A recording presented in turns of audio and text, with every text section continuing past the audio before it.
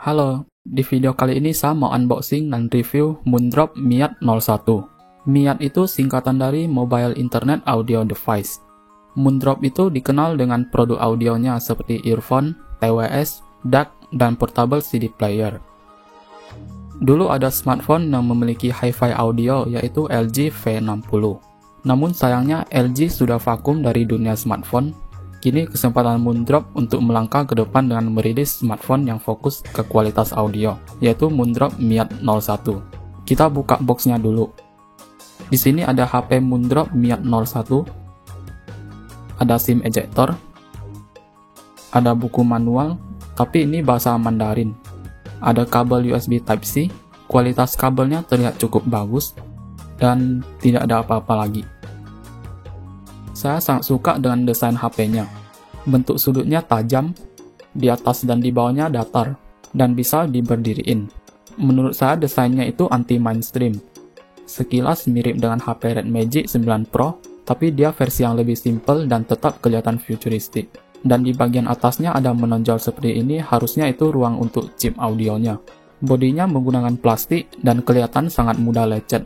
Lebih disarankan memasang casing kalau mau dipakai buat daily driver. Tapi sayangnya aku lihat di all shop belum ada yang jual casingnya. Dan untuk berat HP-nya itu 202 gram. Ini bahasanya Mandarin, harus pakai Google Translate supaya tidak salah tekan. HP ini menggunakan Android 13. Di websitenya tertulis GMS perlu diinstal manual. Itu artinya tidak ada Google Play Store di HP ini. HP ini menggunakan stok Android. Walaupun stok Android, tapi tetap ada bloatware-nya. Dan untungnya masih bisa dihapus. Dan juga UI-nya itu sedikit dimodif. Icon di launcher-nya di kostum tema begini. Icon baterainya juga diubah. Dan quick setting-nya berwarna oranye. Dia menyesuaikan dengan desain HP-nya. Dan juga ada beberapa fitur tambahan di setting seperti Intelligent Assistant, Edge Lightning, Charging Animation, dan Foreground Application Priority Mode. Ini gunanya sama seperti Greenify, fungsinya menghibernasi aplikasi di latar belakang, supaya performa HP-nya tetap stabil. Dan juga ada fitur Background Stream, itu fungsinya supaya video YouTube bisa diputar audionya di latar belakang, ataupun dalam keadaan sleep. Bagi yang tidak berlangganan YouTube Premium, jelas ini fitur yang sangat keren. Moondrop juga klaim bahwa tidak ada pengumpulan data privasi dan iklan, untuk menghargai privasi dan kenyamanan penggunanya. Untuk software update, Moondrop tidak ada janji bakal update berapa tahun, tapi saya harap bisa dapat update setidaknya 1 atau 2 versi Android. HP ini ditenagai oleh prosesor MediaTek Dimensity 7050, octa-core 6nm dengan maksimal frekuensinya 2,6 GHz, GPU Mali G68 MC4, RAM 12 GB low power DDR4X, storage 256 GB UFS 3.1, baterai 5000 mAh, konektivitasnya menggunakan Wi-Fi 6 dan Bluetooth 5.2. Untuk selulernya tentu saja sudah mendukung 5G dan juga ada NFC. Di bagian depan itu ada selfie kamera 32 megapiksel dan ada layar 6,7 inch OLED resolusi 1080 dengan refresh rate 120 Hz. Dan layarnya itu lengkung di sampingnya. Layarnya memiliki 1920 Hz PWM dimming, artinya itu flickeringnya lebih rendah kalau brightness-nya gelap. Biasanya bisa dilihat dengan merekam layarnya dengan kamera. Di sini ada perbandingan dengan Google Pixel 3 dan iPhone 13 Pro Max. Kalau HP yang memiliki PWM dimming yang rendah akan muncul flickering yang parah dan tidak bagus untuk kesehatan mata. Tapi saya salut sama Moondrop memerhatikan kualitas layarnya sampai ke PWM dimming. Dan juga ini sudah terpasang screen protector bawaan dari pabriknya. Di bagian kanannya ada tombol volume dan tombol power. Tombolnya itu unik, berwarna oranye sesuai dengan desain yang di belakangnya. Untuk fingerprintnya itu menggunakan under display. Fingerprintnya cepat dan cukup responsif. Di bawahnya ada loudspeaker, ada port USB Type-C, mikrofon, dan ada SIM tray.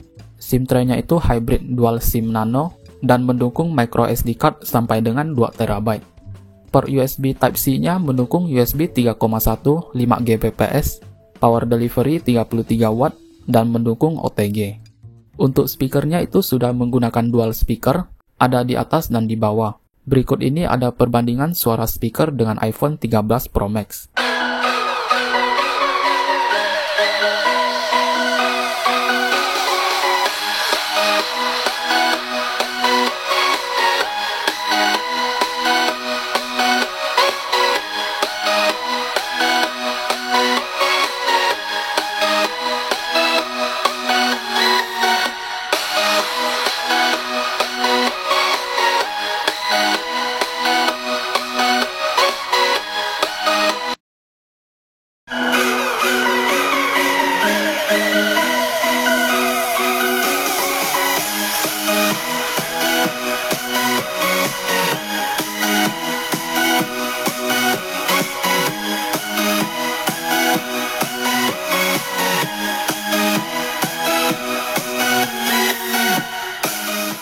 Speakernya clear, tapi masih kurang natural. Suaranya kering, dan bassnya juga tidak nendang. Kualitasnya mirip-mirip dengan suara speaker HP 3 jutaan. Di atasnya ada headphone jack 3,5 mm single-ended dan 4,4 mm balance. Ada loudspeaker, dan ada lampu LED. Headphone jack-nya itu dibekali dengan chip Dual Cirrus Logic Master Hi-Fi yang memberikan performa audio resolusi tinggi dan mendukung audio decoding sampai dengan 24 bit dan nge-bypass SRC Android. Bagi yang tidak tahu SRC Android itu apa, SRC Android itu adalah lapisan resample audionya Android.